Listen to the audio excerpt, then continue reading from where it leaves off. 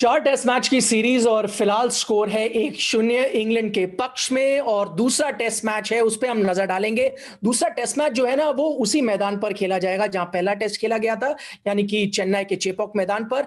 मैदान तो सेम होगा, लेकिन मुझे ऐसा क्यों लग रहा है पिच शायद सेम ना हो। उसके अलावा और कई मुद्दे हैं बात करने के लिए, उस पर हम नजर डालेंगे। आप देख रहे हैं ESPN क्रिक इन्फो मैच डे। मैं हूं निखिल नाज और मेरे साथ जुड़ेंगे आकाश चोपड़ा।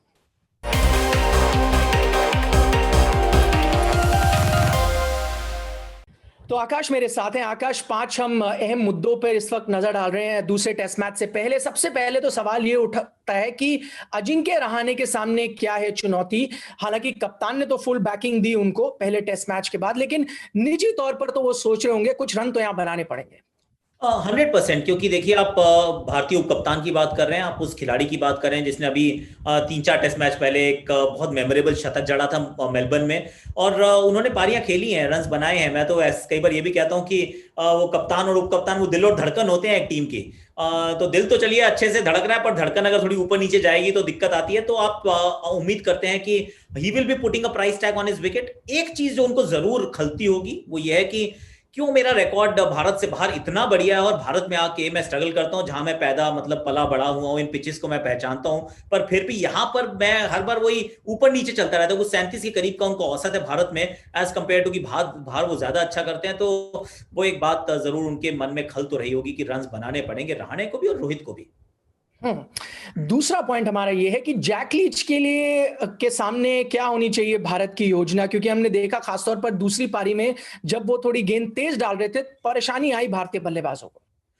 देखिए, बहुत कुछ तो आप अलग से नहीं कर सकते। मेरे विचार में भारतीय टीम ठीक से खेल रही थी। अब ये पिच वैसा है, जब चौथी दिन पांचवें दिन वो बॉल तो टर्न होने वाला है। अब टर्न होगा तो आप आउट भी होंगे स्पिनर के सामने ही। अब वो जैक लीच नहीं होते तो डॉन बेस होते। तो ये तो मतलब ऐसा होना ही है। अब कुछ अलग नहीं करने की आवश्यकता है। एक आधी बार ये जरूर लगा कि क्योंकि वो आर्म से बॉल थोड़ा बॉक्स के कोने में जाके डालते हैं, तो आप सोचते हैं कि बॉल सीधा रहेगा, जो उनका कई बार रहता भी है। तो आप गलत लाइन में खेल गए हो, कभी बाहरी किनारा लग गया, चाहे वो पुजारा का बल्ला हो या फिर अगेंस्ट स्टंप्स पे जाके लगी, जैसे रोहित शर्मा आउट हुए। तो वो कुछ थोड़ा सा शायद बदलाव करना चाहेंगे और वापस दबाव डालना चाहेंगे, क्योंकि जैक लिच और डोमिनिक बेस्ट दोनों के अंदर एक कॉमन थ्रेड है निखिल, की खराब गेंदें डालते हैं। ये ऐसा नहीं है कि एक टप्पे के ऊपर लगातार, ये रविंद्र जाडेजा और रविचंद्रन अश्विन नहीं है। ये जैक लीच और डोमिनिक बेस्ट हैं, और ये खराब जब गेंदें डालते हैं। बेस्ट के खिलाफ तो भारतीय टीम ने, भारतीय बल्लेबाजों ने आक्रमण किया, पर लीच के सामने सिर्फ एक बल्लेबाज कर पाए, वो थे ऋषभ पंत। और उनके सामने उनका कद एकदम बोना लग रहा था, ऐसा लगा उनको जैक को हाईजैक कर लिया गया। उनका कोई स्पेल में 1% भी उनका वो वहां पे कहते हैं ना प्रभाव नहीं छोड़ पा रहे थे। पर बाकी सब बल्लेबाजों को उन्होंने पकड़ के रखा। तो शायद बाकी बल्लेबाज थोड़ा सा और पॉजिटिव इंटेंट के साथ उनको खेलना चाहेंगे। क्योंकि आप बात कर रहे हैं, जब ऋषभ पंत ने अटैक किया लीच को, लीच से पूछा गया था मैच के बाद, उन्होंने कहा ऐसा लग रहा है मैं IPL मैच खेल रहा हूं, टेस्ट क्रिकेट नहीं। वैसा वो महसूस कर रहे थे। बहरहाल, आपने बेस्ट के बारे में बात की, तो यही हमारा अगला पॉइंट भी है, क्योंकि ये थोड़ी चर्चा हो रही है और इंग्लैंड रोटेशन लगातार करता रहता है। क्या आपको लगता है मोइन अली आ सकते हैं बेस्ट की जगह? और अगर ये ऐसा होता है तो क्या एक अच्छा निर्णय होगा?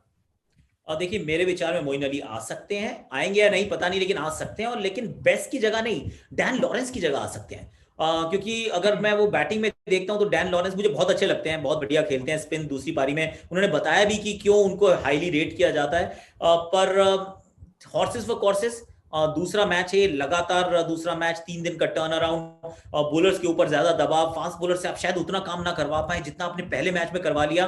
तो फिर अगर आपको थोड़ी सपोर्ट चाहिए तो डोमिनिक बेस्ट ने 4 विकेट ली तो हैं, लेकिन वो कंसिस्टेंसी नहीं है।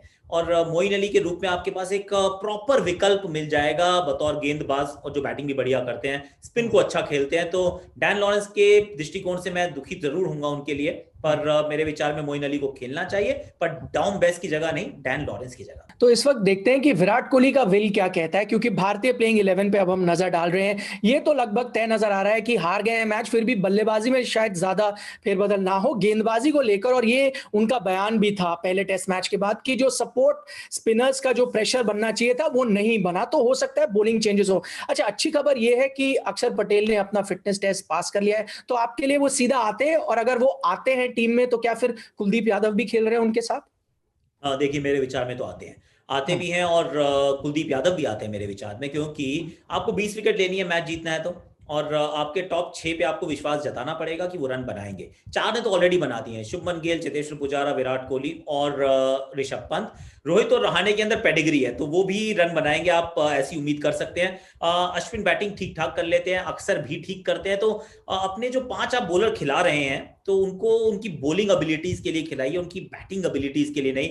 वॉशिंगटन सुंदर के लिए, जैसे मैं डैन लॉरेंस के लिए कह रहा था, मैं बहुत दुखी रहूंगा अगर वो नहीं खेलते, पर सही निर्णय ये होगा कि आप उनको विश्राम कराइए, आप अक्सर को खिलाइए, शहबाज की जगह आप कुलदीप यादव को खिलाइए, और जहन में ये भी रखिए कि 3 दिन के टर्न अराउंड के बाद आप चाहेंगे कि बुमराह और ईशांत पे भी वर्कलोड थोड़ा सा कम हो, क्योंकि अगर आप वो नहीं करेंगे, दोनों खिलाड़ी चोट से वापस आ रहे हैं, कहीं आप वापस चोट को रिस्क ना कर दें, मतलब उनकी अगर आप फिटनेस के ऊपर बात करें। और अश्विन भी 55 ओवर डाल चुके हैं पहली पारी में, छठी वो मतलब दूसरी पारी में 6 विकेट लिए, लेकिन पहली पारी में 55 ओवर डाले थे, उससे ज्यादा ओवर उन्होंने आज तक कभी जिंदगी में एक टेस्ट पारी में नहीं डाले थे। तो जब कंधा थोड़ा थका हुआ, थोड़ा सा उंगलियां भी थकी हुई हो, तो फिर आपको मदद की जरूरत होती है, तो ऐसे में प्रॉपर बॉलर खिलाना मेरे विचार में सही होगा।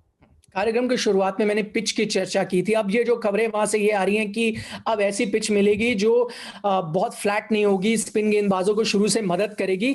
आपको क्या लगता है कैसे ये भारतीय टीम को मदद करेगा? क्या इसके पीछे कारण ये है कि आप टॉस हटा दें इक्वेशन से?